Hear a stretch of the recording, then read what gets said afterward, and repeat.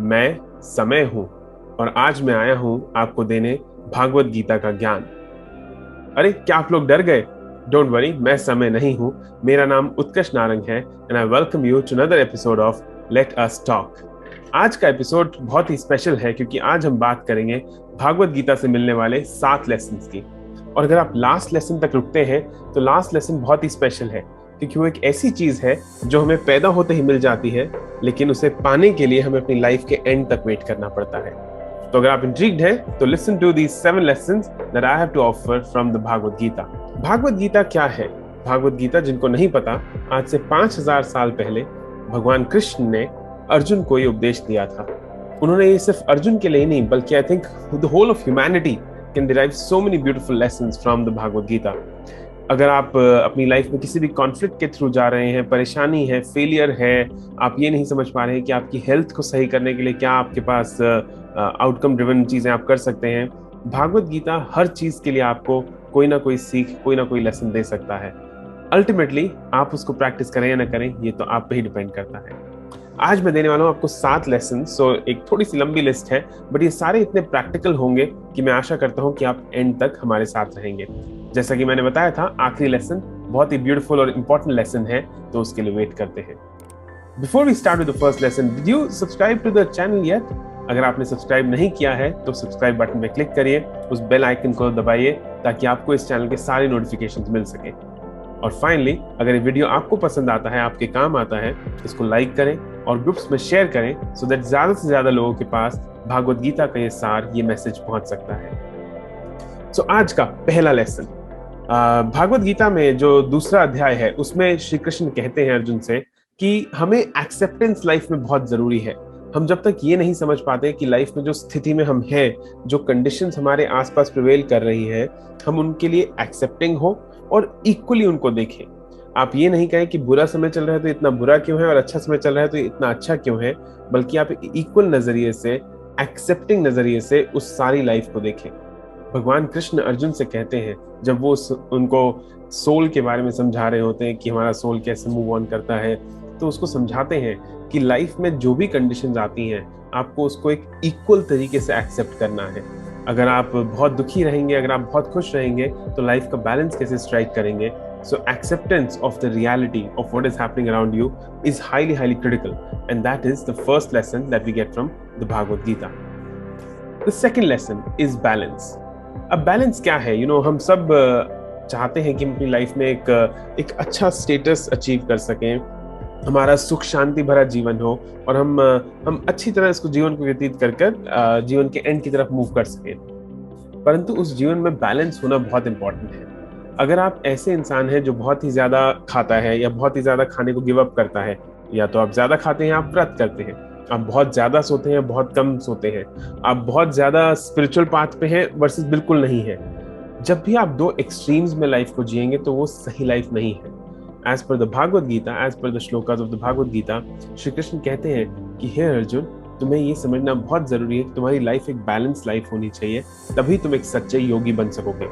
इसका एक स्पेसिफिक जो श्लोक है 6th चैप्टर में 16वां श्लोक, वो मैं नीचे कमेंट सेक्शन में भी दूंगा और डिस्क्रिप्शन में भी हम डालेंगे, जिससे कि आप उसको पढ़ सकें। अब एक्सेप्टेंस और बैलेंस के बाद जो तीसरा बहुत ही महत्वपूर्ण और इंपॉर्टेंट लेसन है, वो है नॉन अटैचमेंट। नॉन अटैचमेंट क्या है? नॉन अटैचमेंट का मतलब ये है कि हम जब भी कुछ करते हैं लाइफ में, कुछ भी पाते हैं लाइफ में, तो हमें होता है कि उससे अब आउटकम क्या मिलेगा, उससे हम क्या सीखते हैं, क्या उससे हमें प्राप्त होता है, हम उसके बहुत अटैच रहते हैं।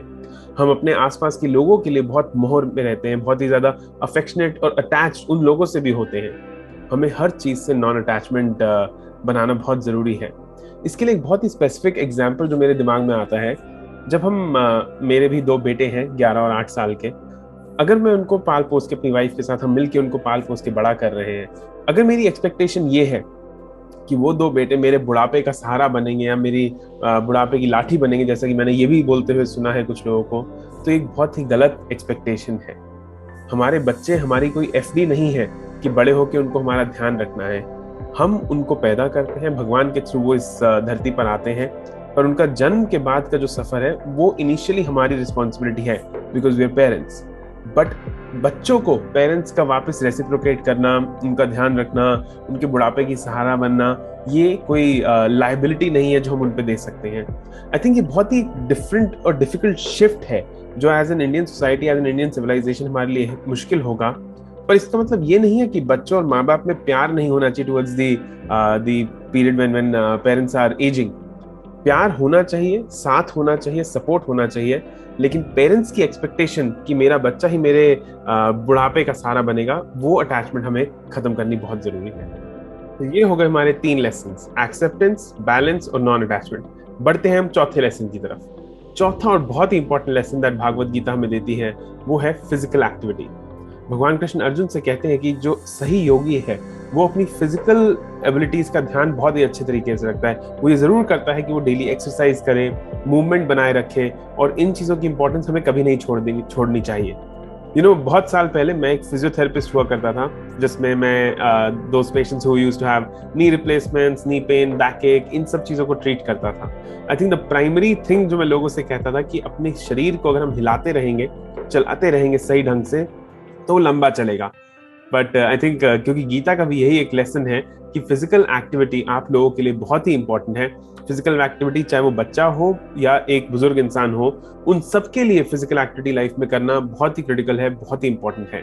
भागवत गीता के कुछ श्लोक हैं, 3rd चैप्टर में 8th श्लोक, 3rd चैप्टर में 16th श्लोक, जो नीचे अगेन हम कमेंट सेक्शन में, डिस्क्रिप्शन में देंगे आपको, जिससे आप उनको रीड कर सके। पर ये सब अल्टीमेटली हमें यही सिखाते हैं कि to become a real yogi in life, सही योगी बनने के लिए हमें फिजिकल एक्टिविटी, हमें एक्सरसाइज को नहीं छोड़ना चाहिए। चलते हैं हम अगले लेसन की तरफ, विच इज अपनी इंद्रियों पे control. How do you control your desires. जो ह्यूमन लाइफ है बहुत ही कॉम्प्लेक्स है। यहाँ पर हमें बहुत सारी नीड्स हैं जो हमें चाहिए, चाहे वो खाना हो, कपड़ा हो या रहने के लिए घर हो। बट हमारी बहुत सारी वांट्स भी हैं। जो हमारी वांट्स है वो अगर हमारी नीड्स से बहुत बड़ी है तो लाइफ थोड़ी सी कॉन्फ्लिक्ट ड्रिवन हो जाएगी, थोड़ी सी कॉम्प्लेक्स हो जाएगी, क्योंकि हम हर वक्त अपनी खुशी को किसी और चीज के एक्विजिशन से जोड़ते रहेंगे। मेरे पास गाड़ी होगी तो मैं खुश होऊंगा, मेरे पास बड़ा घर होगा तो मैं खुश होऊंगा, मेरे बच्चे सेटल हो जाएंगे तो मैं खुश होऊंगा। आपकी खुशी के लिए, आपके अच्छा फील करने के लिए, आपके एक अच्छी लाइफ के लिए कुछ भी आउटकम की जरूरत नहीं है। तो आपकी वांट्स और आपकी नीड्स में फर्क होना बहुत जरूरी है। हम कंफ्यूज कर देते हैं जब हम अपनी वांट्स को बढ़ाते जाते हैं और अपनी नीड्स को, वो तो अपने आप पूरी हो ही रही हैं, बट वांट्स का पूरा होना बहुत जरूरी है। आई थिंक अगर हम उसको कंट्रोल कर पाएंगे, अपने डिजायर्स को कंट्रोल कर पाएंगे, चाहे वो फूड के लिए हो, चाहे वो पैसे के लिए हो, चाहे वो पावर के लिए हो, once you are able to control your desires, that's when the real positivity happens in your life. So हम कर चुके हैं 5 lesson, I think, acceptance, balance, non attachment, physical activity and control over your desires. जो छठा और बहुत ही important lesson है वो है कि इंसान कर्म कर, फल की इच्छा मत कर। आई एम प्रीटी श्योर ये हमने बहुत बार सुना होगा, हमने अपने बच्चों को भी बोला होगा जब वो एग्जाम देने जाते हैं, और अगर आप बच्चे हैं तो आपने अपने पेरेंट्स से सुना होगा। ये कहना कि फल की इच्छा ना कर, इसका मतलब ये नहीं है कि आप उसके लिए मेहनत कम करें, बट कहने का मतलब यहाँ पर ये था श्री कृष्ण का कि आप अपनी लाइफ में पूरा अपना एफर्ट डालिए, पूरी अपनी मेहनत करिए, जो रिजल्ट आएगा उसको गॉड पर छोड़ दीजिए, उसको भगवान पर छोड़ दीजिए, क्योंकि आप रिजल्ट को कंट्रोल नहीं कर सकते हैं, केवल आप अपने एफर्ट को कंट्रोल कर सकते हैं। ये हमें स्पोर्ट्स में भी दिखता है। जब कोई स्पोर्ट्स पर्सन होता है, चाहे वो सचिन तेंदुलकर हो, विराट कोहली हो, या बास्केटबॉल प्लेयर्स हो, या टेनिस प्लेयर्स रॉजर फेडरर हो, किसी भी प्लेयर को अगर आप देखते हैं, वो अत्यंत मेहनत करते हैं, वो एक्सट्रीम लेवल पे मेहनत करते हैं अपने पूरे करियर में, पर हर बार उनको रिजल्ट मिले ये जरूरी नहीं है। उनकी मेहनत कभी कम नहीं होती, उनकी लगन कम नहीं होती। हमें भी लाइफ में यही एक चीज है जिसको एक्सप्रेस करना है, that we continue to do our best in everything that we do, every effort that we put in, but we make sure that we are not getting too oriented to the result, and the result can be left on the higher forces. इसके बाद मैंने आपको कहा था कि एक last जो lesson है वो बहुत ही इंपॉर्टेंट है। आप में से शायद कुछ लोगों ने उसको गेस भी कर लिया हो, बट शायद कुछ नहीं कर पाए हो। बाय द वे, अगर आपने सब्सक्राइब नहीं किया चैनल को तो ये बहुत अच्छा टाइम है उस सब्सक्राइब बटन को दबाने का और वो बेल आइकन को क्लिक करने का। 7वां और फाइनल लेसन, डेथ। जब आप पैदा हुए थे, डेथ तभी आपके साथ चल रही थी, पर उसको पाने के लिए आपको अपनी लाइफ के एंड तक वेट करना है। पर इसका मतलब ये नहीं है कि आप इग्नोरेंट हो जाएं कि एक दिन डेथ ने आना ही। अल्टीमेटली हम सब जो इस धरती पर पैदा हुए हैं, चाहे हम किसी भी रिलीजन को बिलोंग करते हो, हिंदू, मुस्लिम, सिख, ईसाई, जू, कोई भी रिलीजन हो हमारा, उस रिलीजन के बावजूद भी ये सोल जो है उसने आगे मूव करना है। हर धर्म में ये कहा गया है कि बॉडी यहीं पे रह जाती है, उसका नाश हो जाता है, but soul keeps moving on. So अगर डेथ हमारे साथ इतने बरसों से चल रही है और एक दिन उसने हमें एम्ब्रेस कर लेना है, तो हम डेथ से इतना डरते क्यों हैं? आई थिंक कहने का मतलब ये है कि आप अपनी हर दिन को लाइफ के इतना एंजॉय करके जिए, इतना ओपनली लिव करें, इतना एंथुजियास्टिकली लिव करें कि जब जिस दिन डेथ आए तो उस दिन आपको कोई रिग्रेट ना रह जाए लाइफ में। आई थिंक ये एक लेसन है जो मैं हर उम्र के इंसान को देता हूँ। मैं अपने बच्चों से, फिर मैं उनका एग्जाम्पल यूज कर रहा हूँ, उनसे भी कहता हूँ कि डेथ कभी भी किसी की भी आ सकती है। डेथ ये सोच के नहीं आती कि आपकी उम्र 5 साल है, 50 है या 90 है। डेथ किसी की भी हो सकती है, तो उसको एम्ब्रेस करने के लिए प्रिपेयर्ड रहिए। इस चैनल पे पहले एक वीडियो रिकॉर्ड किया था हमने, जिसमें हमने ये बताया था कि पेरेंट्स को विल बनाना क्यों जरूरी है। उसका लिंक भी हम आपको ऊपर यहाँ देंगे। आई थिंक वो एक प्राइम एग्जाम्पल है कि जब हमें पता है डेथ कभी भी आ सकती है, तो क्यों हमने विल ना बना के उस कॉन्फ्लिक्ट को छोड़ के जाना है। अगर हम उसको प्लान करके पहले ही जाएं तो वो बेटर मेथड होगा। ये थे गीता से मिलने वाले 7 लेसन्स। एक्सेप्टेंस, लाइफ में बैलेंस क्रिएट करना, physical activity, non attachment, results को भगवान पर छोड़ना, अपनी इंद्रियों पे कंट्रोल करना, और फाइनली डेथ को एम्ब्रेस करना, उससे डरना नहीं। सोल आपका मूव करता रहेगा, बॉडी है जो जिसका नाश हो रहा है।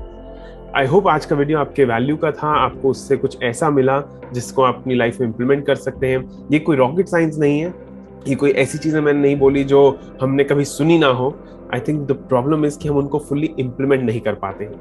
अगर आपको कोई भी इसके बारे में क्वेश्चन है तो put that in the comment section, we will try and respond to you, and hopefully this video made your life a little bit better. If it did, share it with others, and we look forward to seeing you in the next episode of Let Us Talk.